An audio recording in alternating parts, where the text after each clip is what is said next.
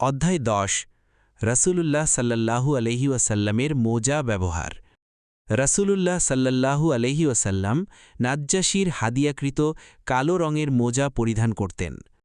ইবনে বুরাইদা রাদিয়াল্লাহু হতে বর্ণিত যে তিনি তার পিতা হতে বর্ণনা করেন যে একদা নাজ্জাশী রাসূলুল্লাহ সাল্লাল্লাহু আলাইহি ওয়াসাল্লামকে একজোড়া কালো রঙের মোজা হাদিয়া পাঠান। এরপর তিনি ওই মোজা দুটি পরিধান করে উজু করলেন এবং এর ওপর মাসেহ করলেন।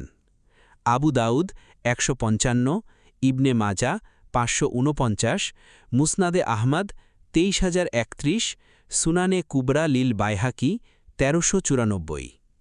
ব্যাখ্যা: তৎকালীন হাবশার আবিসিনিয়ার বাদশাহের উপাধি ছিল নাজ্জাশী।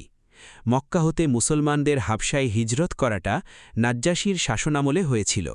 তিনি ইসলাম কবুল করেছিলেন। নাজ্জাশী রাসূলুল্লাহ সাল্লাল্লাহু আলাইহি ওয়াসাল্লামকে বিভিন্ন জিনিস উপহার হিসাবে পাঠিয়েছিলেন। তার মধ্যে একটি কোর্তা, একটি পাজালা এবং একটি রুমাল ছিল। রাসূলুল্লাহ সাল্লাল্লাহু আলাইহি ওয়াসাল্লাম তার মৃত্যুর সংবাদ শুনে সাহাবীদেরকে নিয়ে গায়েবানা জানাজার নামাজ আদায় করেছিলেন, আর এটাই হল প্রথম গায়েবানা জানাজার নামাজ।